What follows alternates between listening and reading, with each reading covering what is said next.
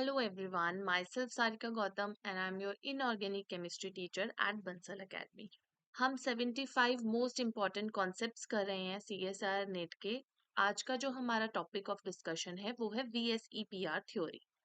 इससे पहले भी हम दो टॉपिक्स कर चुके हैं, जॉन-टेलर डिस्टॉर्शन एंड ऑर्जल डायग्राम।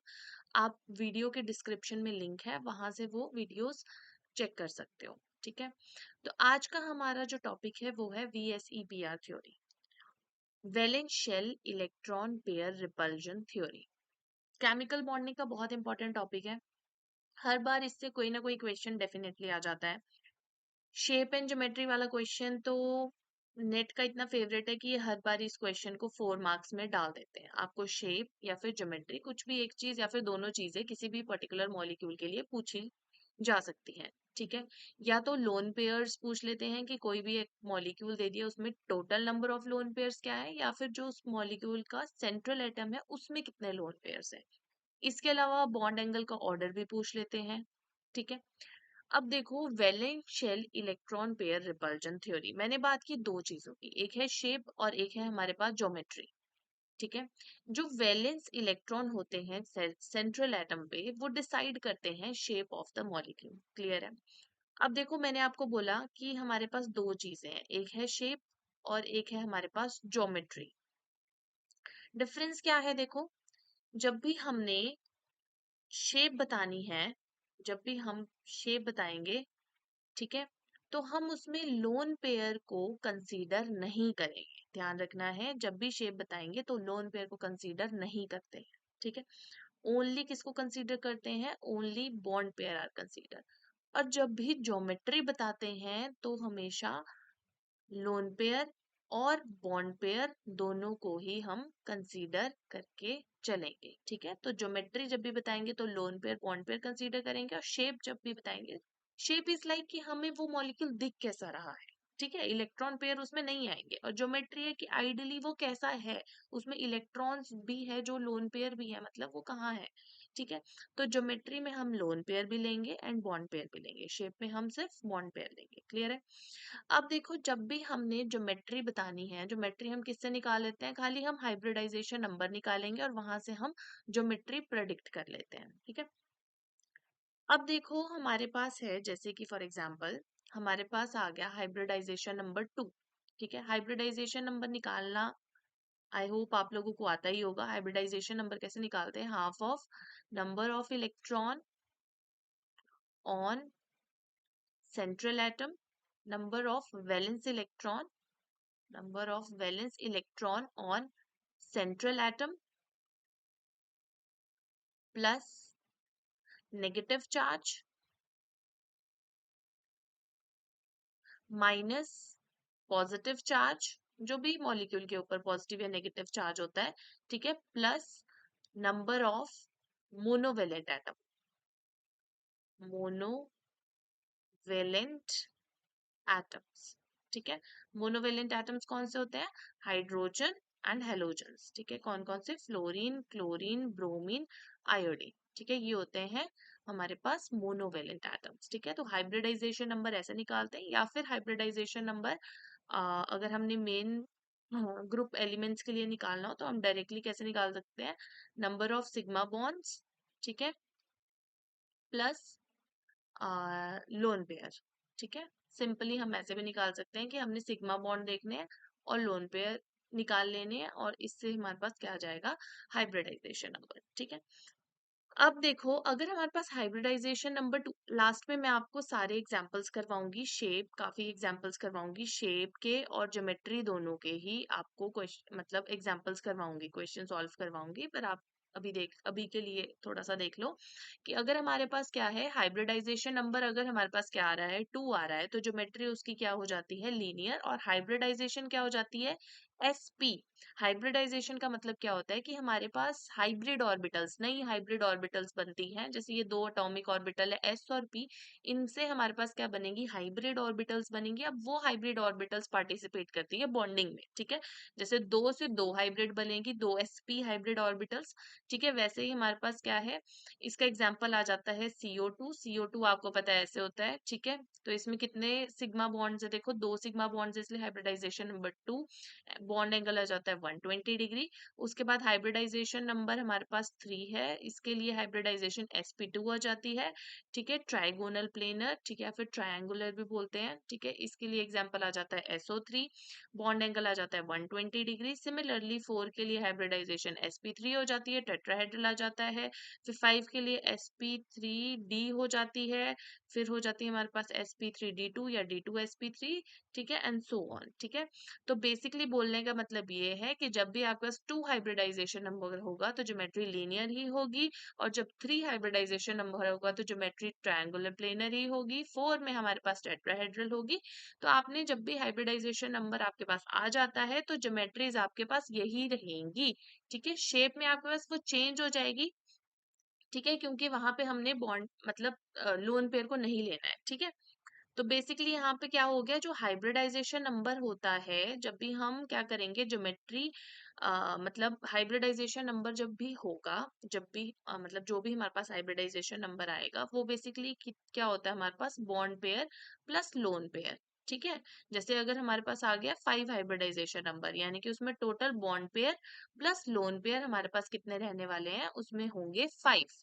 ठीक है, तो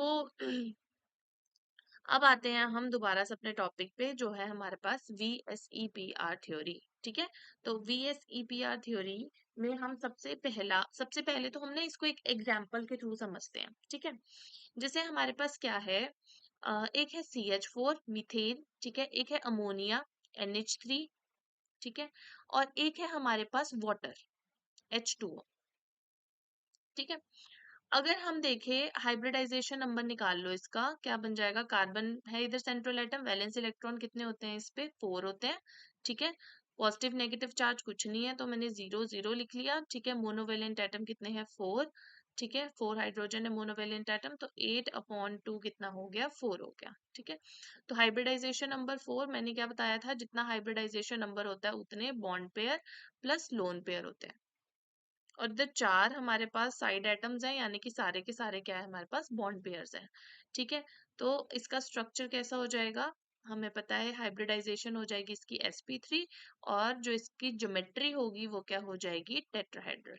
ठीक है, अब की बार कोई लोन पेयर नहीं है, इसलिए इसकी जो शेप है वो भी क्या हो जाएगी, टेट्राहेड्रल ही हो जाएगी, और इसकी जो ज्योमेट्री है वो भी क्या हो जाएगी, टेट्राहेड्रल ही हो जाएगी। ठीक है, अब हम बनाते हैं इसका,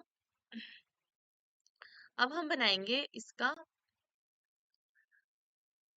इसकी ज्योमेट्री। ठीक है, CH4 हमारे पास ऐसे होता है, ऐसे होता है टेट्राहेड्रल, तो ये हो गया CH4।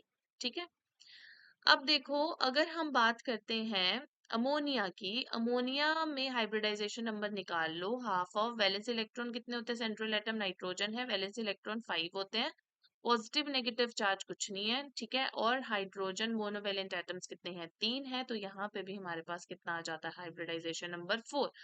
ठीक है, 4 का मतलब क्या है, sp3, यानी कि ज्योमेट्री क्या हो जाएगी, टेट्राहेड्रल। ठीक है, अब देखो क्या है हमारे पास, मैंने क्या बताया था, 4 का मतलब है कि bond pair plus lone pair 4 होंगे। अब देखो 3 ही साइड एटम्स है, यानी कि जो हमारे पास बॉन्ड पेयर्स हैं वो कितने रहेंगे, 3 रहेंगे, यानी कि एक क्या होगा इधर, लोन पेयर होगा। ठीक है, और वैसे भी नाइट्रोजन पे आपको पता है कि लोन पेयर होता है, तो इस लोन पेयर को हमने यहाँ बना दिया। ठीक है, और ये आ गए हमारे पास 3 हाइड्रोजन। ओके, उसके बाद देखो ये है वाटर, वाटर के लिए भी हाइब्रिडाइजेशन नंबर 4 आ जाता है, हाफ ऑफ वैलेंस इलेक्ट्रॉन 6 होते हैं, +2 इसमें मोनोवेलेंट एटम है, 8/2 यानी कि 4 आ जाता है, इसमें भी हाइब्रिडाइजेशन नंबर। ठीक है, तो इसकी भी जो ज्योमेट्री होती है वो क्या हो जाती है, टेट्राहेड्रल।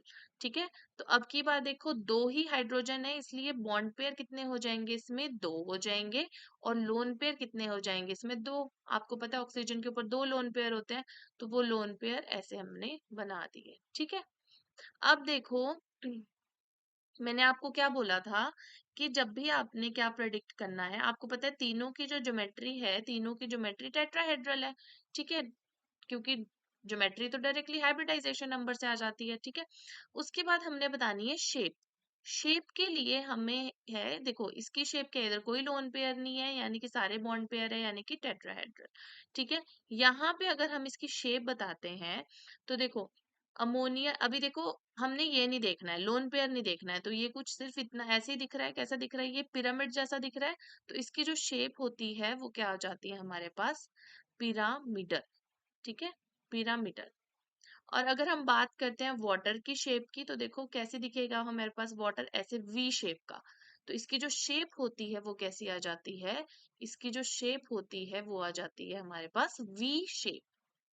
ठीक है, इसकी शेप आ जाती है वी शेप। उसके बाद देखो नेक्स्ट चीज क्या है, अगर हम बॉन्ड एंगल की बात करते हैं, तो देखो यहाँ पे हमारे पास टेट्राहेड्रल का बॉन्ड एंगल आपको पता है कितना होता है, 109 डिग्री एंड 45 मिनट्स। ठीक है, ये प्रॉपर टेट्राहेड्रल है। अब यहाँ पे क्या हो गया, देखो यहाँ पे लोन पेयर आने की वजह से ये जो हमारे पास बॉन्ड है, ठीक है, ये थोड़ा सा हल्का सा अंदर को टिल्ट हो गया। रीजन सिंपल सा है, देखो यही valence shell electron pair repulsion theory हमारे पास वीएसईपीआर थ्योरी यही बताती है कि लोन पेयर्स जो होंगे, अब देखो इस बॉन्ड के अंदर भी क्या है, इलेक्ट्रॉन्स है। ठीक है, अब इलेक्ट्रॉन्स है इस बॉन्ड के अंदर, वो इलेक्ट्रॉन्स बॉन्डेड है, क्योंकि इधर नाइट्रोजन का न्यूक्लियस, इधर हाइड्रोजन का न्यूक्लियस, तो न्यूक्लियस के इन्फ्लुएंस में है, तो ये इलेक्ट्रॉन्स बॉन्डेड है। बट है तो इलेक्ट्रॉन्स ही है, और यहाँ पे हमारे पास फ्रीली इलेक्ट्रॉन्स पड़े हैं। ठीक है, तो यहाँ पे क्या होता है, इन इलेक्ट्रॉन इलेक्ट्रॉन्स के बीच में रिपल्जन हो जाती है, जिसकी वजह से ये वाला बॉन्ड अंदर को हल्का सा टिल्ट हो जाता है, और हमारे पास बॉन्ड एंगल ये कम हो जाता है। कितना हो जाता है, 106 डिग्री एंड 6 मिनट्स का। ठीक है, और अगर हम बात करते हैं यहाँ पे, तो दो दो इलेक्ट्रॉन पेयर्स हैं, यानी कि और भी ज्यादा अंदर को बॉन्ड टिल्ट हो जाएंगे, और यहाँ पे जो बॉन्ड एंगल होता है वो और भी कम हो जाता है, वो हो जाता है 104 डिग्री एंड 5 मिनट्स का। ठीक है, तो बोलने का मतलब ये है कि अगर हम बॉन्ड की बात करते हैं, बॉन्ड एंगल की, तो CH4 में हमारे पास सबसे ज्यादा होता है, फिर NH3 में होता है, और फिर H2O में होता है। ठीक है, ये हमारे पास ऑर्डर रहता है किसका, बॉन्ड एंगल का। तो इस तरह से इसमें बॉन्ड ऑर्डर, बॉन्ड एंगल का ऑर्डर भी पूछ लेते हैं। ठीक है, अब देखो ये चीज हमारे पास कहाँ, इसी के मतलब कहाँ से आई है, बेसिकली इसी चीज को एक्सप्लेन करने के लिए हमारे पास आती है VSEPR थ्योरी, जिसमें VSEPR थ्योरी का जो हमारे पास फर्स्ट पॉइंट है वो क्या है, वो यही है कि repulsion between valence shell electron pair leads to change in bond angle. क्या है, रिपल्जन, ये अभी अभी जैसे हमने देखा एग्जाम्पल के through, repulsion between valence shell, valence shell electron pair leads to leads to change in change in bond angle, bond angle.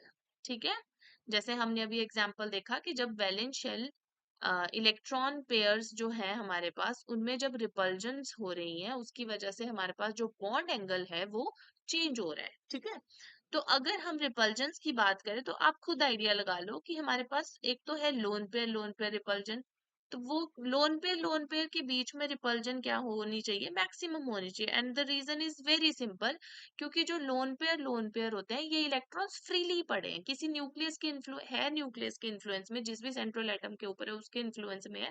But bond pair की तरह नहीं है, जहां पे बॉन्ड पेयर में क्या होता है, इलेक्ट्रॉन्स दो न्यूक्लियस के इन्फ्लुएंस में होते हैं, वो टाइटली बाउंड होते हैं। ठीक है, वैसी बात करें, ये हो गया सिग्मा बॉन्ड, ये हो गए पाई बॉन्ड के इलेक्ट्रॉन्स। तो पाई बॉन्ड के जो इलेक्ट्रॉन्स होते हैं, उनकी एनर्जी ज्यादा होती है, मतलब वो क्या होते हैं, ज्यादा फ्रीली पड़े होते हैं सिग्मा बॉन्ड से। तो नेक्स्ट हमारे पास क्या आ जाएगा, लोन पेयर रिपल्जन सबसे ज्यादा होती है, फिर होती है लोन पेयर एंड पाई। ठीक है, मतलब जो पाई इलेक्ट्रॉन्स होते हैं, फिर होती है लोन पेयर और सिग्मा के बीच में रिपल्जन्स। ठीक है, उसके बाद होती है पाई एंड पाई के बॉन्डेड इलेक्ट्रॉन्स के बीच में रिपल्जन, फिर होती है पाई एंड सिग्मा, फिर सबसे लीस्ट होती है सिग्मा एंड सिग्मा बॉन्ड के बीच में रिपल्जन्स। तो ये आपको जो ऑर्डर है ये आपको याद रखना है। ठीक है, क्वेश्चन सॉल्व करने में काफी ज्यादा हेल्प करेगा, तो ये आपको ऑर्डर याद रखना है। ठीक है, this is order of repulsion, order of repulsion. ठीक है,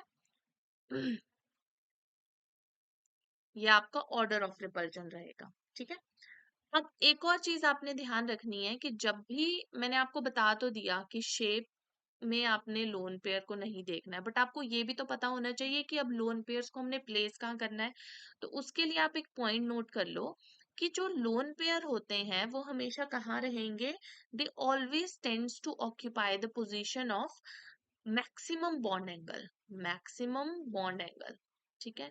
मैक्सिमम बॉन्ड एंगल क्यों? क्योंकि ऑब्वियस सी बात है, मैक्सिमम बॉन्ड एंगल पे अगर लोन पेयर रहेंगे तो वो मिनिमम रिपल्जन फील करेंगे। देखो, जहां पे ऐसा कोई मॉलिक्यूल है जिसमें रिपल्जन ज्यादा है, वो मॉलिक्यूल अनस्टेबल है, ठीक है।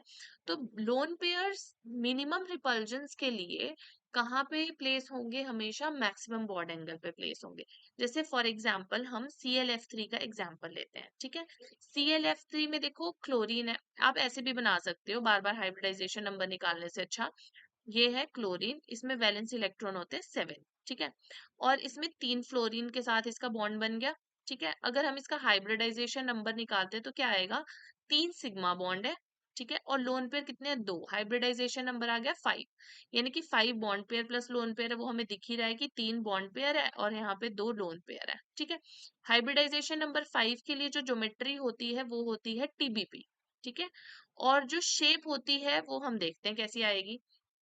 देखो, ये है हमारे पास Cl, ठीक है। और अब हमारे पास TBP में क्या होते हैं? 2 हमारे पास एक्सियल बॉन्ड्स होते हैं, ठीक है। 3 हमारे पास इक्वेटोरियल बॉन्ड्स होते हैं, ठीक है। जो एक्सियल बॉन्ड्स होते हैं 90 डिग्री के एंगल पे होते हैं। जो हमारे पास एक्सियल बॉन्ड्स होते हैं ये ऐसे 90 डिग्री के एंगल पे होते हैं, ठीक है। और जो इक्वेटोरियल बॉन्ड्स होते हैं इनमें आपस में बीच में कौन सा एंगल होता है? 120 डिग्री का। और एक्सियल बॉन्ड्स के साथ इनका 90 डिग्री का एंगल होता है, ठीक है। और एक और चीज नोट करने वाली बात है कि जो एक्सियल बॉन्ड्स होते हैं ये आपस में 180 डिग्री के होते हैं। ये सारे एंगल्स होते हैं TBP में, ठीक है। तो हमने क्या करना है? लोन पेयर्स को मैक्सिमम एंगल पे रखना है। अब आप सोचोगे मैक्सिमम एंगल 180 डिग्री है यहाँ पे। देखो, यहाँ पे बनाती हूँ। हम जो लोन पेयर्स हैं इसमें क्या है? ClF3 में हमने देखा, ClF3 में 3 बॉन्ड पेयर है, ठीक है। 3 बॉन्ड पेयर है और यहाँ पे 2 लोन पेयर है, ठीक है। तो हम लोन पेयर की जो यहाँ पे प्लेसमेंट करते हैं वो करते हैं हम इन पे इक्वेटोरियल पे, ठीक है। ये आ जाते हैं हमारे पास, बाकी पोजीशंस पे आ जाते हैं हमारे पास फ्लोरीन, ठीक है। उसका रीजन क्या होता है? हमने लोन पेयर्स को कहाँ पुट करा? यहाँ पे 120 डिग्री पे, ठीक है। हमने लोन पेयर्स को ऐसे नहीं रखा, हमने इनको 180 डिग्री पे नहीं रखा। उसका रीजन क्या है? देखो, उसका रीजन है, उसका रीजन क्या है? इसका रीजन ये है कि जब हम लोन पेयर्स को इस पोजीशन के ऊपर रखेंगे तो यहाँ पे जो 90 डिग्री वाली लोन पेयर बॉन्ड पेयर रिपल्जन्स हैं वो क्या हो जाएंगी? बढ़ जाएंगी। देखो, अगर हमने लोन पेयर को यहाँ पे रखा तो जो आपस में लोन पेयर तो 180 डिग्री पे हो गए, लेकिन बॉन्ड पेयर्स के साथ कितनी 90 डिग्री वाली रिपल्जन्स बढ़ गई? 690 डिग्री वाली रिपल्जन्स बढ़ गई, ठीक है। 90 डिग्री पे भी तो देखो काफी रिपल्जन्स होगी। ये रहा लोन पेयर, ठीक है। ये रहा बॉन्ड पेयर, बॉन्ड पेयर में भी तो इलेक्ट्रॉन्स है, तो 90 डिग्री पे भी काफी ज्यादा रिपल्जन्स होती है। तो क्या हो गया यहाँ पे? 690 डिग्री वाली रिपल्जन्स इंक्रीज होगी, ठीक है। तो इस वजह से ये वाला हमारे पास अनस्टेबल हो जाता है और ज्यादा अप्रोप्रिएबल जो है हमारे पास वो है, ठीक है। ये ज्यादा स्टेबल है। अगर हम स्टेबिलिटी की बात करें तो हमारे पास जो स्टेबल स्ट्रक्चर है इसका वो ये वाला है, ठीक है। अब देखो यहाँ पे क्या है हमारे पास, यहाँ पे देखो, अब आप इसको, यहाँ पे आपको क्या ध्यान रखना है कि यहाँ पे देखो ये जो बॉन्ड एंगल है वो भी अब यहाँ पे पूरा 90 डिग्री नहीं रहेगा। ये जो बॉन्ड्स होंगे हल्के से टिल्ट हो जाएंगे, ऐसे हो जाएंगे रिपल्जन्स की वजह से, ठीक है। और बात करें अगर शेप की, तो शेप इसकी कैसे दिखती है? देखो हमारे को शेप में हम क्या देखते हैं? लोन पेयर्स आपने नहीं देखने हैं, तो हमें ये कैसा दिखेगा? ऐसा कुछ दिखेगा, कुछ ऐसे, ठीक है। तो ये कैसी शेप है? इसकी टी जैसी शेप है, तो हम इसको क्या बोल देते हैं? ये टी शेप का है, ठीक है। ये होता है सिंपल सा शेप एंड ज्योमेट्री में डिफरेंस, ठीक है। उसके बाद है, अगर ऑक्टाहेड्रल की बात करें, अगर हम ऑक्टाहेड्रल की बात करते हैं तो ऑक्टाहेड्रल में आपको पता है कि ये हो गया सेंट्रल एटम, ठीक है। उसमें 2 बॉन्ड्स ऐसे वाले आ जाते हैं, ठीक है। और एक आ जाता है स्क्वायर प्लेनर, ठीक है। ये पीछे वाला आ गया, ये वाला आगे वाला आ गया, ठीक है, ये स्क्वायर प्लेनर आ जाता है। स्क्वायर प्लेनर के एक ऊपर बॉन्ड होता है, एक नीचे बॉन्ड होता है। ठीक है, ये दोनों बॉन्ड्स जो होते हैं आपस में 180 डिग्री के होते हैं। सिमिलरली ये दोनों बॉन्ड्स भी आपस में 180 डिग्री के होते हैं, मतलब आगे पीछे वाले बॉन्ड्स 180 डिग्री के होते हैं, बाकी सारे आपस में 90 डिग्री के होते हैं। तो इसमें जो लोन पेयर्स, अगर सपोज दो लोन पेयर है, ठीक है, ऑक्टाहेड्रल में, एग्जाम्पल मैं भी करवाऊंगी, तो हम उनको कहाँ प्लेस करेंगे, हम उनको 180 डिग्री पे प्लेस करेंगे। ठीक है, क्योंकि यहाँ पे अगर आप सिस पोजीशन पे उनको ट्रांस में पोजीशन में प्लेस करेंगे हमेशा, अगर हम सिस में प्लेस करेंगे तो 90 डिग्री की रिपल्जेंस ही बढ़ेगी उससे। ठीक है, बाकी एग्जांपल से मैं आपको आगे ये करवा दूंगी।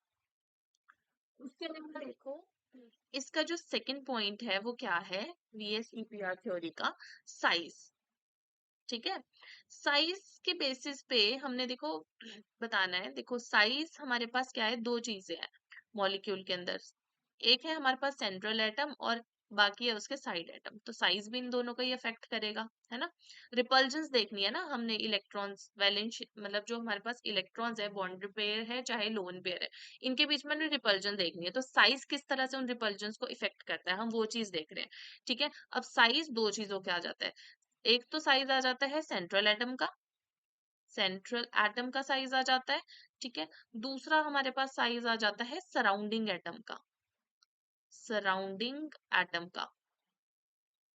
ओके, अब देखो अगर हमारे पास क्या है, सेंट्रल एटम है, सेंट्रल एटम का साइज हमारे पास क्या है, मैंने बना दिया इसके लिए ना दो एग्जाम्पल। ये है आपके पास एक सेंट्रल एटम जिसका साइज इतना है, दूसरा है हमारे पास इसका साइज इतना है। ठीक है, सेंट्रल एटम का, ये हो गए इसके साइड एटम्स। ठीक है, ऐसे। अब आप खुद सोचो कि जिसका साइज छोटा होगा, ज्यादा रिपल्जन कौन फील कर पाएगा, अच्छे से रिपेल कौन कर पाएंगे। देखो यहाँ पे तो ये बड़े साइज का आइटम आ गया, तो इन ग्रुप्स के बीच में जो रिपल्जन है वो भी कम होगी। ठीक है, ऐसे ही हुआ ना, यहाँ पे क्या है, बड़े साइज का आइटम आ गया तो इन ग्रुप्स के बीच में रिपल्जेंस कम होगी। यहाँ पे इसका साइज छोटा है, बढ़िया से ग्रुप आपस में क्या करेंगे, रिपेल कर लेंगे एक दूसरे से, है ना, क्योंकि क्या है, दोनों का साइज कुछ होगा तो आपस में क्लोज आएंगे तो रिपेल इजीली, यानी कि जो इसका साइज जब सेंट्रल एटम का छोटा रहेगा हमारे पास, तो जो साइड ग्रुप्स है वो ज्यादा रिपल्जन फील करेंगे। तो अगर हम बात करें, अगर ये है थीटा 1 और ये वाला एंगल को हमने बोल दिया थीटा 2, तो हमारे पास जो थीटा 1 होगा that will be greater than theta 2। यानी कि हम क्या बोल सकते हैं कि हमारे पास जो साइज होता है, साइज ऑफ सेंट्रल एटम जो होता है हमारे पास, ठीक है, that is inversely proportional to bond angle, है ना। बॉन्ड एंगल जितना छोटा साइज होगा उतनी ज्यादा रिपल्जेंस जो होंगी इन साइड एटम्स के बीच में, उतनी ही ज्यादा रिपल्जेंस होंगी, यानी कि उतना ही ज्यादा बॉन्ड एंगल रहेगा। ठीक है, वहीं अगर हम सराउंडिंग एटम्स की बात करते हैं, इसको हम एक एग्जाम्पल के थ्रू समझ लेते हैं। एक है हमारे पास वाटर, ठीक है, और एक है हमारे पास OCl2, OCl। आपको पता है अगर हाइड्रोजन का साइज इतना है तो क्लोरीन एटम होगा उसका साइज बड़ा होगा। ठीक है, और आपको पता है जितना ज्यादा साइज बल्की होता है उतने ही ग्रुप्स आपस में रिपेल करते हैं। ठीक है, तो यहाँ पे देखो, अब बीच वाला जो एटम है उसका साइज मैंने फिक्स कर दिया, इसका साइज इतना है, दोनों ऑक्सीजन है। अब ये है बल्की ग्रुप्स, ऑब्वियसली जो बल्की ग्रुप्स होंगे वो आपस में ज्यादा रिपेल करेंगे, जिसकी वजह से अगर हम बात करें थीटा 1 और ये थीटा 2 है, तो हमारे पास जो थीटा 2 है that will be greater than theta 1। तो हम क्या बोल सकते हैं, हम बोल सकते हैं कि जो साइज होता है of surrounding atom that is directly proportional to bond angle. ठीक है, बॉन्ड एंगल क्या होगा हमारे पास, जितना ज्यादा साइज एटम्स का साइज होगा उतने ही ज्यादा जो वो ग्रुप्स होंगे वो बल्कीनेस की वजह से उतने ही ज्यादा रिपेल करेंगे। बेसिकली बात ये है कि जो साइड ग्रुप्स है, ये वाले ग्रुप्स है, ये किस में ज्यादा एक दूसरे से रिपल्जन फील करेंगे, जितने ज्यादा रिपल्जन फील करेंगे उतने ही ज्यादा ये बॉन्ड्स खुल जाएंगे और उतना ही ज्यादा बॉन्ड एंगल हो जाएगा। ठीक है, यहाँ पे भी क्या था, सेंट्रल एटम का साइज जिसका छोटा था वहां पे ज्यादा रिपल्जेंस फील हो रहे थे। ठीक है, तो हमने इस तरह से देखना है। ओके, उसके बाद देखो हमारे पास आता है थर्ड जो फैक्टर है वो है इलेक्ट्रोनेगेटिविटी। थर्ड जो है वो है इलेक्ट्रोनेगेटिविटी। थर्ड हमारे पास आता है electronegativity, electronegativity, negativity, electronegativity. Electronegativity. ठीक है, इलेक्ट्रोनेगेटिविटी। अब अगेन हमारे पास क्या है, एक है सेंट्रल एटम, ठीक है, एक है हमारे पास सेंट्रल एटम, ठीक है, और दूसरा है हमारे पास सराउंडिंग एटम, सराउंडिंग एटम। तो हम इन दोनों की इलेक्ट्रोनेगेटिविटी देखेंगे। ये काफी इंपॉर्टेंट फैक्टर्स हैं, इनसे क्वेश्चन आपके इन्हीं से सॉल्व होंगे, ठीक है, तो ध्यान से इसको सुनिए और इसको फिर अप्लाई भी हमने वैसे ही करना है, ठीक है। अब देखो इलेक्ट्रोनेगेटिविटी, अब है कि देखो सेंट्रल एटम की इलेक्ट्रोनेगेटिविटी, इसको एग्जांपल से समझते हैं। एक है NF3, ठीक है, दोनों, और एक है हमारे पास NH3। दोनों ही हमारे पास कैसे होंगे, टेट्राहेड्रल ज्योमेट्री होगी एंड शेप पिरामिडल होगी, ठीक है। अब देखो क्या है हमारे पास इस बॉन्ड में,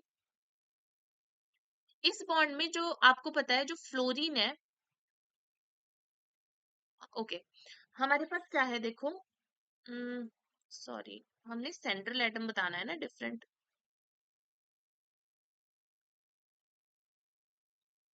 काम करो, इसको लिख लो, फ्लोरीन की तो ज्यादा होते हैं ना, इसको लिखो NH3 और इधर एग्जाम्पल में लिख लो PH3,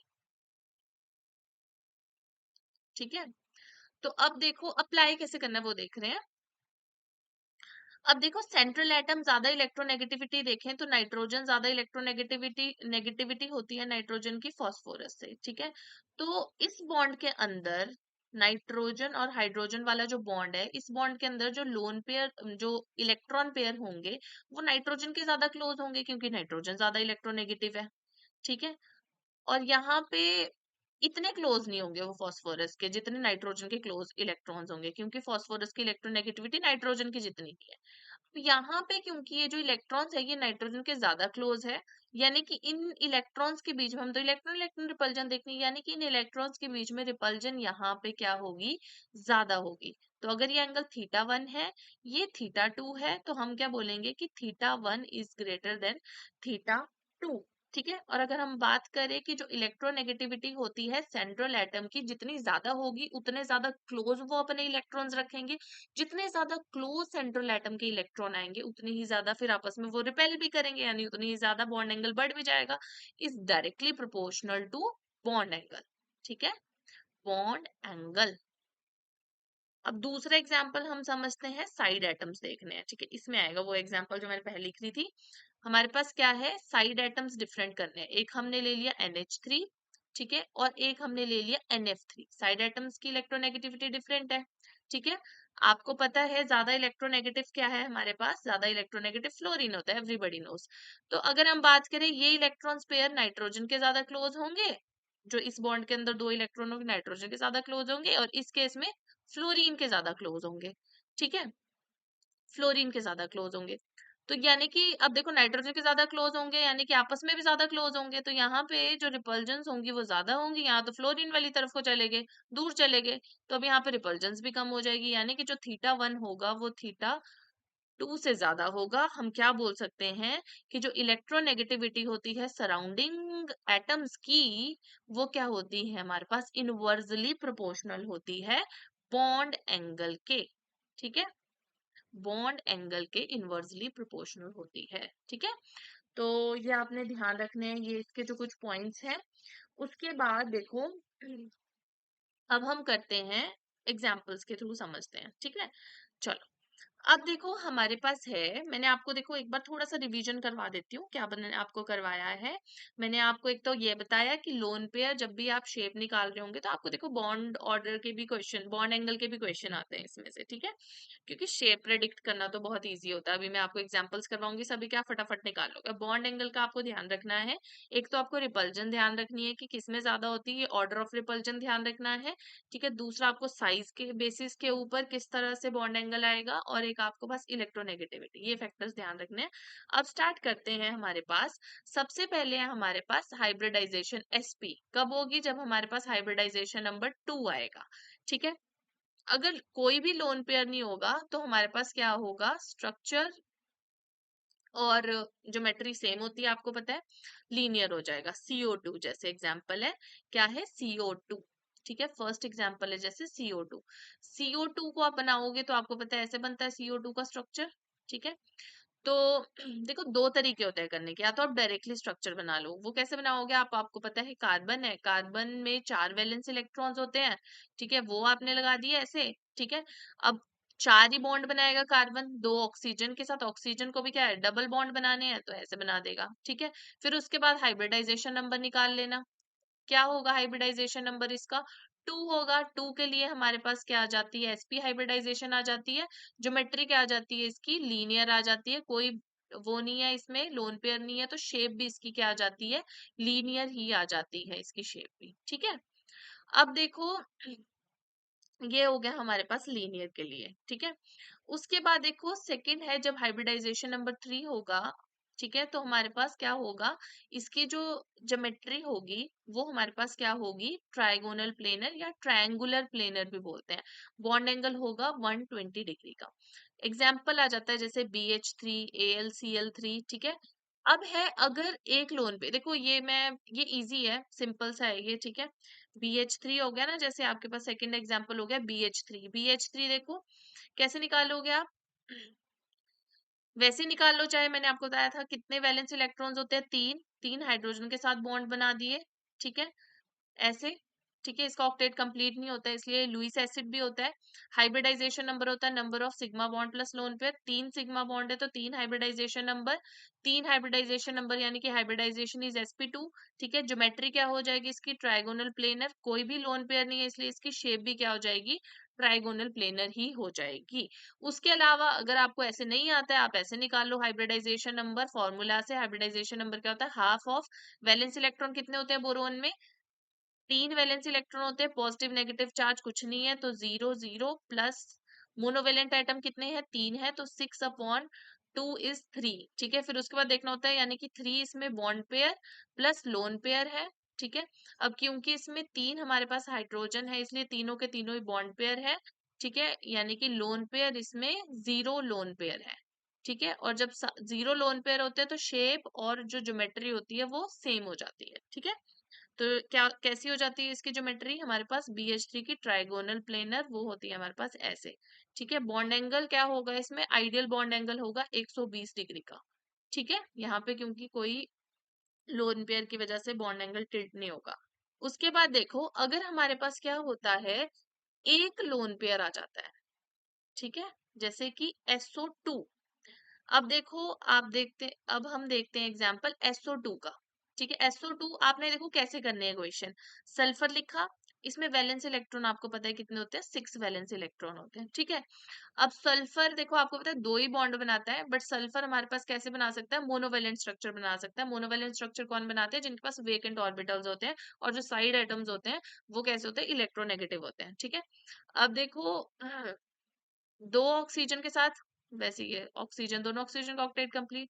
अब हमने एक हाइब्रिडाइजेशन नंबर निकालना है, देखो एग्जैक्ट इसका स्ट्रक्चर कोई ये नहीं है, ये जस्ट आइडिया है आप किस तरह से क्वेश्चन को अप्रोच कर सकते हो। हाइब्रिडाइजेशन नंबर कैसे आ गया, आपको सिग्मा बॉन्ड काउंट करने होते हैं, यहाँ पे क्या है, एक सिग्मा है एक पाई है, ठीक है। वैसे ही एक सिग्मा एक पाई, तो सिग्मा बॉन्ड कितने आ गए, 2 प्लस लोन पेयर कितना आ गया, 1, तो हाइब्रिडाइजेशन नंबर हो गया 3। 3 के लिए आपको पता है ज्योमेट्री क्या होती है, हाइब्रिडाइजेशन होती है sp2 और ज्योमेट्री क्या हो जाती है, ट्राइगोनल प्लेनर। अब की बार एक लोन पेयर है, एक लोन पेयर है, आप उसको कहाँ रखोगे, आपने यहाँ रख दिया, ठीक है। बाकी आगे इसमें बॉन्ड पेयर्स, ठीक है, ऐसे, ओके। अब शेप कैसी हो जाएगी, शेप के लिए आपने लोन पेयर नहीं दिखना है, तो आपके पास शेप ऐसी दिखेगी, कैसी दिख रही है इसकी शेप, वी शेप, या फिर हम इसको क्या बोल देते हैं, इसको हम डायरेक्टली बेंट शेप भी बोल देते हैं, बेंट शेप, ठीक है। अब यहाँ पे खुद सोचो, पहले हमारे पास आइडली बॉन्ड एंगल 120 डिग्री का था, बट यहाँ पे क्या होगी, अब लोन पेयर आने की वजह से लोन पेयर और इस पाए बॉन्ड के बीच में क्या होगी, रिपल्जन होगी, जिसकी वजह से ये रिपेल करेंगे और ये बॉन्ड हल्का सा अंदर को टिल्ट हो जाएगा, तो जो बॉन्ड एंगल होगा वो 120 डिग्री से कम हो जाएगा, ठीक है। उसके बाद देखो वही यहाँ पे लिखा है, देखो इसकी जो शेप होगी वो एंगुलर आ जाएगी या फिर बेंट आ जाएगी और बॉन्ड एंगल इसका 120 डिग्री से कम हो जाएगा। उसके बाद है जब हाइब्रिडाइजेशन नंबर 4 होगा, उसके लिए हमारे पास आ जाती है हाइब्रिडाइजेशन sp3, ठीक है। तो इसका ज्योमेट्री होती है टेट्राहेड्रल। मैं डायरेक्टली शेप वाले क्वेश्चन करवाती हूँ, इसका एग्जाम्पल एक CH4 था जो मैंने आपको करवा दिया था, ठीक है। वैसे BH4 माइनस भी है, जो नेगेटिव चार्ज है वो सेंट्रल एटम पे लगा लिया करो, ठीक है। अब देखो सेंट्रल एटम पे लगा दिया करो का मतलब है जैसे कि आपके पास क्या है, BH4 माइनस है, ठीक है, BH4 माइनस, BH4 माइनस में देखो क्या होगा, आपको पता है बोरोन पे क्या होते हैं, 3 इलेक्ट्रॉन्स होते हैं, वैलेंस इलेक्ट्रॉन्स, ठीक है, एक नेगेटिव चार्ज भी बोरोन के ऊपर ही लगा दो, ठीक है, ऐसे बन गया। फिर हाइड्रोजन के साथ इसके बॉन्ड बना दो, ऐसे बन गया। फिर देखो इसका हाइब्रिडाइजेशन नंबर क्या है, 4 है, ठीक है, 4 के लिए आपको पता है, और 4 के बाद आपको पता है सारे के सारे बॉन्ड पेयर, लोन पेयर कुछ नहीं है, यानी कि ज्योमेट्री और शेप दोनों ही क्या आ जाएगी इसकी, टेट्राहेड्रल हो जाएगी, ऐसे निकालते हैं, ठीक है। अब देखो हम करते हैं जब एक लोन पेयर होगा टेट्राहेड्रल में, दो होंगे या फिर 3 लोन पेयर होंगे, उसके एग्जाम्पल है वाटर है, एक तो अमोनिया है और ICL है, ठीक है। वाटर अमोनिया वैसे मैंने आपको बता दिया था, अमोनिया में आपने देखा था कि एक लोन पेयर, मैं डायरेक्टली कर रही हूँ इसको, एक लोन पेयर है, ठीक है, तो इसकी शेप कैसे दिखती है हमें, और इसका ज्योमेट्री क्या आ रही थी, टेट्राहेड्रल आ रही थी, और इसकी शेप कैसे दिखती है हमें, इसकी शेप दिखती है पिरामिडल, ठीक है, ये मैंने आपको पहले ही करवा दिया था। वैसे ही हमने वाटर का किया था, वाटर के लिए हमने देखा था कि ऐसे होते हैं, ठीक है, इसका हाइब्रिडाइजेशन नंबर भी क्या आ रहा था, 4 आ रहा था, ठीक है, तो इसकी ज्योमेट्री क्या हो रही थी, टेट्राहेड्रल हो रही थी, और इसकी जो शेप है वो हमें वी शेप देख रही थी, ठीक है, वी शेप, वी शेप, ठीक है। उसके बाद है एग्जाम्पल नेक्स्ट ICL, ठीक है, ICL में देखो सेंट्रल एटम आयोडीन ले लो, ठीक है, कितने वैलेंस इलेक्ट्रॉन होते हैं, 7, 1 2 3 4 5 6 7, ठीक है, एक Cl के साथ बॉन्ड बन गया, ठीक है, तो हाइब्रिडाइजेशन नंबर क्या आ गया इसका, देखो सिग्मा बॉन्ड एक, लोन पेयर कितने हैं, 3 लोन पेयर, एक ये और एक ये वाला, तो इसमें 3 लोन पेयर, तो इसका हाइब्रिडाइजेशन नंबर कितना आ गया, इसका हाइब्रिडाइजेशन नंबर आ गया 4, ठीक है। 4 में आपको पता है ज्योमेट्री क्या रहने वाली है, ज्योमेट्री इसकी रहेगी टेट्राहेड्रल, ठीक है। और जो इसकी शेप होगी, शेप कैसी रहेगी, देखो कैसे दिख रहा है ये, लोन पेयर तो देखने ही नहीं है हमने, सिर्फ ऐसे दिख रहा है, कैसे है हमारे पास, लीनियर, तो इसकी शेप कैसी आ जाएगी, इसकी शेप आ जाएगी लीनियर, ओके। तो इस तरह से हम निकालते हैं। उसके बाद लास्ट देख लेते हैं, ट्रायंग TBP, ठीक है, ट्रायंगुलर बायपिरामिडल TBP, ठीक है, इसके लिए जो हाइब्रिडाइजेशन नंबर होता है वो 5 होता है, हाइब्रिडाइजेशन sp3d होती है। एग्जाम्पल हो गया जैसे PCl5, ठीक है, एग्जाम्पल हो गया जैसे इसका PCl5, ठीक है, फॉस्फोरस को लो, ठीक है, चाहे आप हाइब्रिडाइजेशन नंबर से निकाल लो, चाहे ऐसे भी कर सकते हो आप, सेम आंसर आएगा, बिल्कुल कोई गलत नहीं आएगा। ये आपके पास 5 वैलेंस इलेक्ट्रॉन्स होंगे, ठीक है, Cl कितने हैं, 5 है, ऐसे, ठीक है, तो हाइब्रिडाइजेशन नंबर इसका क्या आ गया, इसका हाइब्रिडाइजेशन नंबर आ गया 5, ठीक है, 5 सिग्मा बॉन्ड है, लोन पेयर कुछ नहीं है। 5 में आपको पता है क्या बनता है, 5 में बनता है TBP, ठीक है, ज्योमेट्री कैसी हो जाएगी इसकी, TBP, क्योंकि लोन पेयर कुछ नहीं है इसलिए इसकी शेप भी कैसी हो जाएगी, TBP हो जाएगी, ठीक है। उसके बाद देखो एग्जाम्पल इसके SF4 ICl3, SF4 और ICl3, ये देखते हैं, ठीक है। SF4 में देखो सल्फर है, कितने वैलेंस इलेक्ट्रॉन होते हैं, 6 वैलेंस इलेक्ट्रॉन होते हैं, ठीक है, 4 फ्लोरीन है, ठीक है, ऐसे बना लेना आपने, ठीक है, ऐसे करोगे ना आपका कोई कोई कोई बिल्कुल सारे आंसर आ जाएंगे आपके, ठीक है। और देखो कितना इजी भी है, हाइब्रिडाइजेशन नंबर क्या हो गया इसका, 4 सिग्मा बॉन्ड है, ठीक है, लोन पेयर एक है, तो आ गया 5, 5 से आपको पता लगा ज्योमेट्री पूछे, आप डायरेक्टली कर लो किसकी ज्योमेट्री है, TBP। अगर आपसे शेप पूछिए तो देख लो क्या बनती है, एक लोन पेयर होता है, तो लोन पेयर आपको पता है आप कहाँ प्लेस करते हो, इक्विटोरियल पोजीशन के ऊपर आप लोन पेयर प्लेस करते हो, बाकी सारी पोजीशंस पे आप क्या प्लेस कर दोगे, फ्लोरीन को प्लेस कर दोगे, ऐसे, ठीक है। तो यहाँ पे इसकी शेप कैसी दिखती है, सीसॉ की तरह दिखती है, सीसॉ, ठीक है। और यहाँ पे देखो सेंट्रल एटम आई आ गया, कितने वैलेंस इलेक्ट्रॉन है, 1 2 3 4 5 6 7, ठीक है, और 3 क्लोरीन के साथ बॉन्ड हो गया, ठीक है। यहाँ पे हाइब्रिडाइजेशन नंबर क्या आ जाएगा, 3 सिग्मा बॉन्ड है, ठीक है, और 2 लोन पेयर है, तो 5, 5 में अगर आपसे क्या पूछा, ICl3 की ज्योमेट्री पूछी है, तो सिंपल डायरेक्टली कर लो TBP, ठीक है।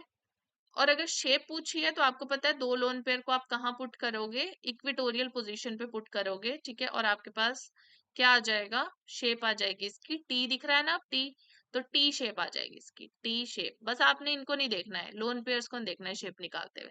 ठीक है, अब देखो यहाँ पे बात ध्यान में रखने वाली क्या है कि यहाँ पे जो बॉन्ड एंगल है, ये वाले बॉन्ड एंगल्स तो मैंने आपको स्टार्टिंग में समझा दिए थे कि ये बॉन्ड एंगल्स कम क्यों है। लीनियर में देखो 180 का होगा एंगल, लीनियर ऐसा होता है लाइन पे, तो एंगल 180 डिग्री का ही होता है।